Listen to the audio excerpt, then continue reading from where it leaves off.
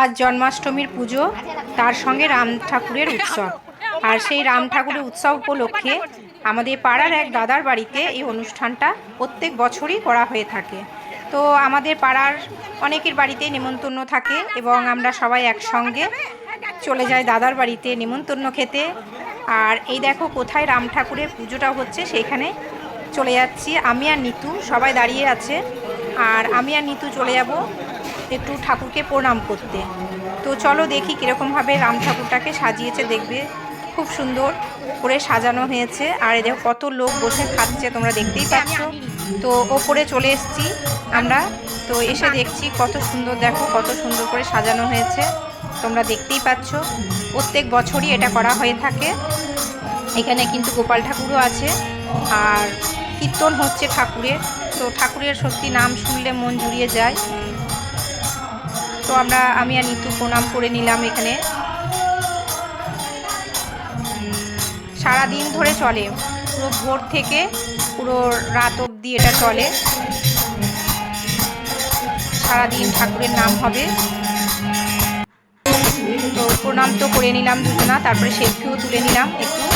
এখানে ঠাকুরের নাম হচ্ছে, যে ঠাকুরের নাম, তো একটু দাঁড়িয়ে শুনলাম ঠাকুরের নামটাও একটু দাঁড়িয়ে দাঁড়িয়ে শুনে তারপরে আমরা নিচে চলে যাব খেতে। দেখো কত আইটেম করেছে, দেখো মানে আমি একটু তো ভিডিও করে নিলাম, সব কত রকমের আইটেম আছে তোমাদেরকে দেখিয়ে দিলাম খাবার আগেই। তো দেখো প্রচুর ভিড় হয়েছে, আর এইখানে মানে সহজে তো টেবিল পাওয়া যাবে না, তো সবাইকে বলে রাখতে হয়েছে। মানে কী বলবো, রেশন দোকানে যেমন লাইন দিয়ে রেশন নিতে হয়, সেরকম কিন্তু খাবারের জায়গাতেও মানে লাইন দিয়ে থাকতে হয়। তো আমরাও বলে রেখেছিলাম কয়েকজনকে, তারপর আমরা টেবিল পেয়ে গেছি। তো যাকো টেবিল পেয়েছি। আর আমরা একটা টেবিলে কজন বসেছি বলো তো? 5 জন। হ্যাঁ, যেখানে 4 জন বসা হয় সেখানে আমরা 5 জন বসেছি। তো আমরা তো সব সত্যি আমাদের খুব আনন্দ লাগে। আমরা মানে বেশ যেখানেই যাই সবাই মিলে এরকমভাবেই মানে করি। একটা টেবিলে যদি আমরা না আটে তা 5 জন 6 জন বসে পড়ি, একসঙ্গে খেতে মজাটাও লাগে। তো চলো দেখো বেগুনি পড়ে গেছে, তারপরে ফ্রাইড রাইস দিয়ে দিয়েছে, তারপরে তো আর একটা করে বেগুনি দিয়েছিল, তাতে আমাদের হয়নি, আমরা আবার দুটো নিয়েছি, আবার একটা একটা করে নিয়েছি আর কি। তো আলুর দম পড়ে গেছে। এরপরে তোমাদেরও হয়তো একটু ইচ্ছে হচ্ছে বলো দেখে, কী করবো বলো, তোমাদেরকে তো ভাগ দিতে পারবো না, তোমরা দূরে দূরে আছো। তো চলো খিচুড়িও পড়ে গেছে। এরপরে দেখো একটা লাবড়া পড়ে গেছে, লাবড়ার তরকারি। তো আমরা আর গরমও লাগছে, তো গরম পড়েছে বাপরে বলা যাচ্ছে না, খেতে খেতে যেন আমরা হাঁপিয়ে যাচ্ছি। তো যাবো, রান্না বান্না খুবই সুন্দর হয়েছে।